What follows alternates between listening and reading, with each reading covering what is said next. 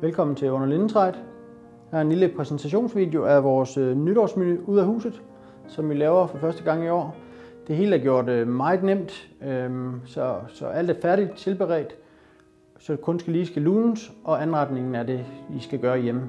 Ellers så er alt klar, alt er smagt til, lige til at gå til, og som sagt har vi gjort rigtig meget ud af, at det er så nemt som muligt.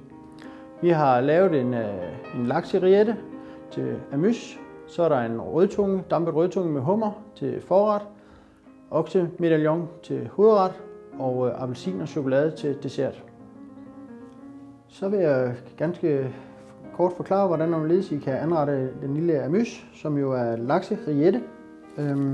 Og der har vi snydt lidt, for der har vi gjort lidt klar til jer, så der er ikke så meget, der skal på den her ret her.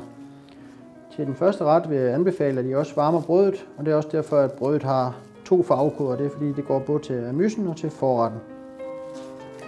Udover det kommer der en lille salat med frisesalat og dild. Og vi har en lille dressing, som vi lige marinerer salaten en lille smule i. Sådan der. Og til pynt er der lidt sprøde rugbrød. Tanken er bare, at salaten sådan ligger lidt luftigt ovenpå rilletten her.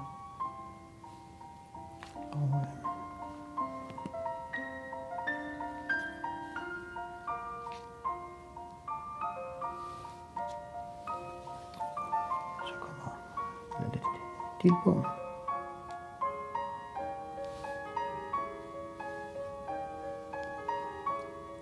Og til sidst de små sprøde rugbrød.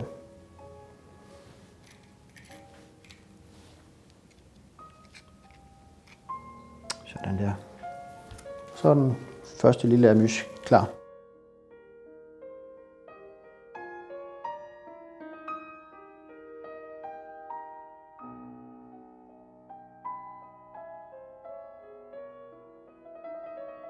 Så nåede vi til forretten, som er dampet rødtunge fyldt med hummer.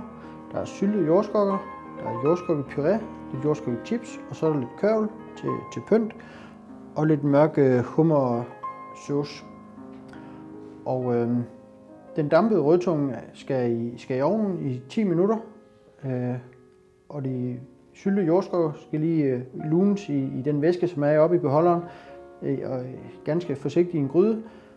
Jordskokkepureen er, som den skal være, og de andre ting er også, som de skal være. Kun saucen skal varmes i en lille gryde. Og det jeg starter med at gøre, det er at lave nogle små dutter af jordskokkepureen her. Og nu har jeg en idé om, hvordan og hvorledes, men det er selvfølgelig ikke så vigtigt, om det lige bliver 5 eller 6. Det er ikke altafgørende. Og så er de lune jordskokker, anretter jeg ind imellem.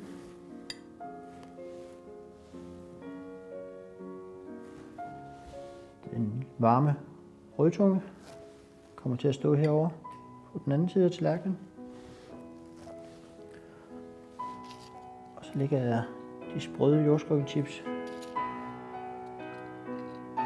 bag de syltede jordskokker.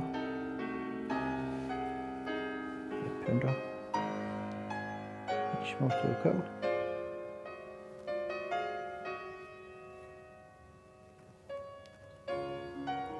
Stykke oven på fisken også. Så til allersidst, det bestemmer man selv, om man vil servere det i en saucekande, eller man vil putte lidt på tallerkenen. Det er en meget, meget stærk sauce, så der skal ikke ret meget til. Men en lille smule på tallerkenen, synes jeg ser rigtig pænt ud. Og så var rødtungen klar til servering.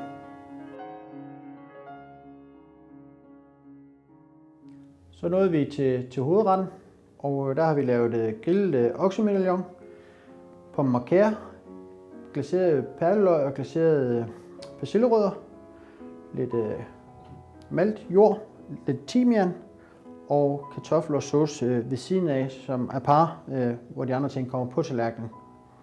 Og kødet er stegt sådan, at I lige skal varme det i 8-10 minutter i ovnen, sammen med kartoflerne og sammen med de små butterdejspakker her med braseret kalvespidspost indeni. Hvis man ønsker kødet mere rødt end medium, så skal det have lidt mindre tid, og hvis man vil gerne have sit kød stegt lidt mere, jamen, så giver man lige en 3-4 minutter mere i ovnen. Og jeg starter lige med at skære den ene her, eller den over, så kommer den over på tallerkenen. sådan der.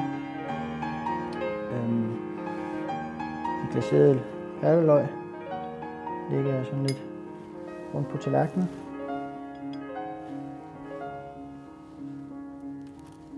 Det braserede kalve spidsbryst kommer over og ligger herover.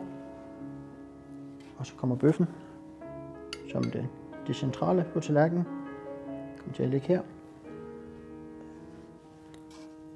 Samtidig drysser jeg lidt af den her maltjord, som er med hasselnødder og maltmel, til at ligge her. Og gerne sådan, det ligger og drysser lidt en smule af bøffen. Og de små stykker timian er tiltænkt til at ligge ovenpå den glaserede persillerod.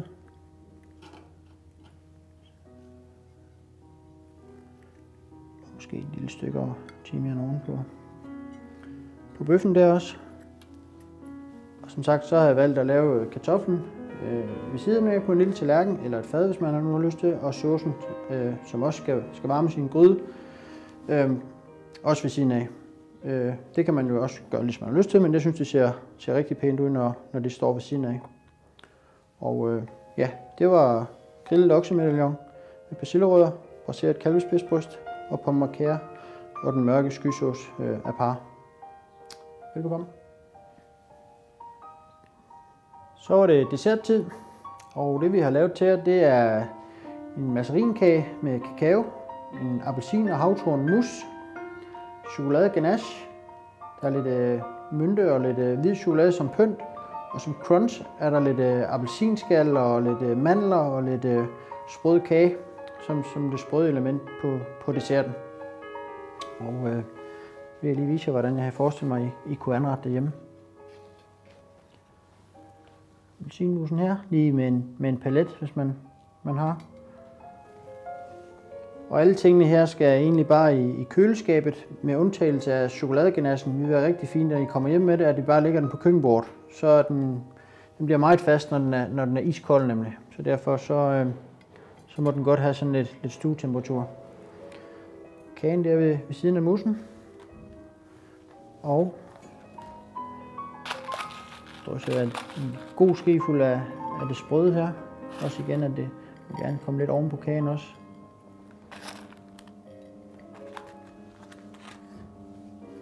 Og med den lille chokoladeganache laver jeg nogle små dutter af den. Og igen, det er meget nemmere, når den er lidt tempereret. Hvis den kommer lige fra køleskabet, så er den meget kold. Og om det er 3 eller 4, man lige har lyst, det gør ikke så meget.